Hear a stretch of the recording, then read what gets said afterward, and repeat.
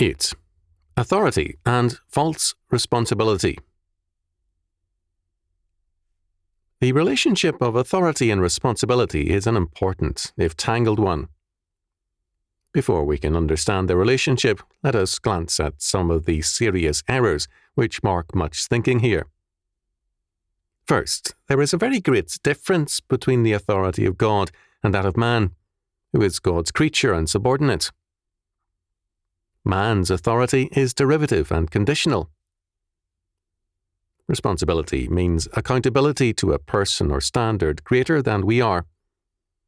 In this sense, the terms responsible and irresponsible cannot be applied to God, because he is accountable to none, and it is he to whom all are accountable. When man seeks to be his own God, he becomes irresponsible, as did Adam and Eve, who placed responsibility for their sin on the environment and God. Genesis chapter 3, verses 1 following. Second, fallen man is commonly given to environmentalism in his statements on responsibility. Like Adam and Eve, he seeks to be God, but refuses to see himself as anything but a victim when he sins and fails.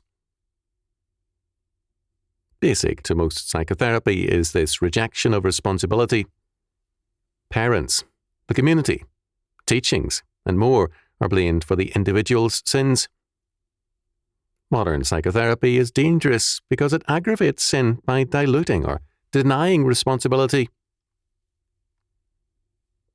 Third, humanism can sometimes aggravate a problem by exaggerating responsibility. This is more commonly done by humanistic psychotherapists who are churchmen. It is also basic to much pastoral counselling. Responsibility is overstressed and misapplied to the point where the implicit assumption is that the individual is both God and ultimate causality. The danger in psychotherapy is that the person seeking it is saying to a therapist, "Heal me." And the therapist assumes that talking and affirming responsibility will lead to healing. The hidden assumption is that man can do the healing. To illustrate, from very real situations, men and women go to such a therapist to say, "My spouse is unfaithful, or irresponsible, or some like thing." The erring spouse is often not present to be held accountable. As a result, in some sense, the hurt spouse is indicted. Have you tried to win back your spouse with love? A whole line of questioning makes the victim feel guilty for not having done more. If the victim says, "I sometimes wish my spouse were dead, I'm so weary of it all," a very serious guilt is imposed upon him or her. The same is true if the problem is a child. The same, quote, guilt trip, end quote, can be imposed. Since none of us are perfect, none of us can have a perfect relationship with anyone. So we can easily be made to feel guilty when something goes wrong. The essence, however, of the biblical faith is that we are not God. Our spouse and our children, our co-workers and associates, are not our creatures. Each is responsible to God for what he or she is, and we are, in the final analysis, only responsible for ourselves. If we do our duty, however faultily at times, we have discharged our very limited responsibilities for the lives of others. Thus, to blame ourselves for the sins of others can be as bad as blaming our sins on others. It is presumptuous. Fourth, there is, in humanistic psychotherapy, both within the church and without, thus a double offence. Too much authority and power are given to the person, and it is assumed that delving into the person's mind will solve the problem. Instead of talking out a problem, such psychotherapists talk people into worse ones. Our Lord, in Luke chapter 13, verses 1 to 5, comes to the heart of the matter. There were present at that season some that told him of the Galileans, whose bloods Pilate had mingled with their sacrifices. And Jesus, answering, said unto them, Suppose ye that these Galileans were sinners above all the Galileans, because they suffered such things? I tell you, nay. But, except ye repent, ye shall all likewise perish. Or those 18, upon whom the tower in Siloam fell, and slew them, think ye that they were sinners above all men that dwelt in Jerusalem? I tell you, nay. But, except ye repent, ye shall all likewise perish. An incident is called to our Lord's attention. Pilate had somehow killed some Galileans who had come to offer up sacrifices in the temple. Since Galileans were regarded as religiously lax, it was apparently seen as a judgment upon them that they were killed. Since our Lord challenges this idea, it was apparently the point of the discussion. Our Lord then cites 18 Judeans upon whom a tower fell. Think ye that they were sinners above all men that dwelt in Jerusalem? I tell you, nay. The Galileans were regarded as sinners generally. Our Lord cites Judeans who died similarly. None were being punished. The point our Lord makes is like that made by the book of Job. Job's friends assume that because misfortune had befallen him, he must be guilty of sin. They try, therefore, to convince Job that he did something wrong. They were thus like contemporary religious psychotherapists. God, however, rebukes them. God is the standard, not man. Events do not have as their primary cause what man does, but what God does. To affix ultimate causality on man is thus a humanistic error.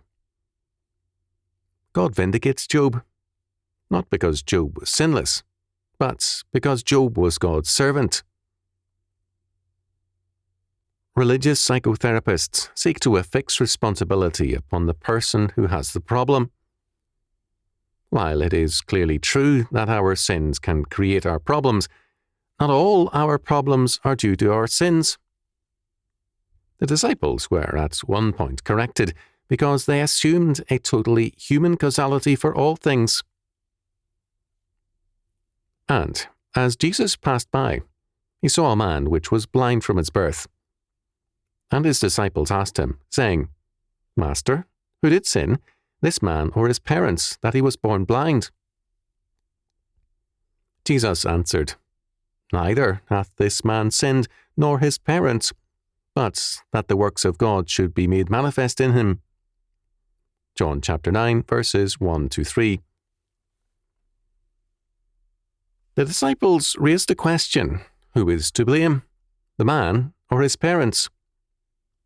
Their question is humanistic. It presupposes only a human causality.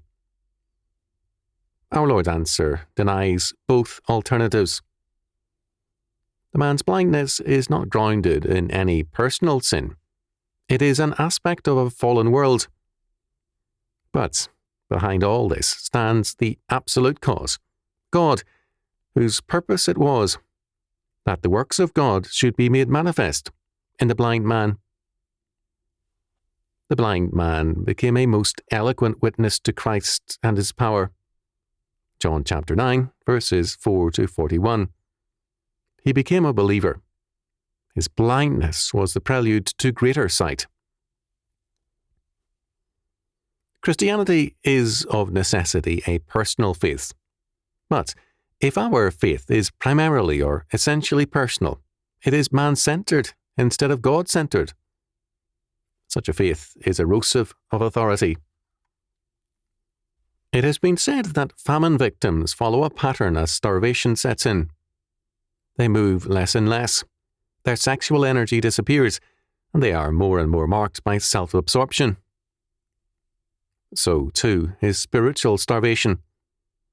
There is less and less activity, an inability to reproduce the faith, and a self-centered religious life. These are the consequences of a man-centered religion. It destroys authority and power. The simple fact is that man needs transcendence, and pietism limits or destroys it in favour of self-absorption. The presupposition of almost all counselling is that the counsellor has the solution, or that man, in some sense, has it. The presupposition and declaration of Scripture is that God has the solution, not man. Man is a responsible creature, but he is not self-created, nor self-caused. His strength and power come from knowing his limitations and the priority of God's purposes and causality in his life. What we experience in the way of griefs, troubles, depression and crises are God's way of moving us forward, of compelling us to grow. If we make central our reactions, our feelings, we then miss out on God's meaning and purpose.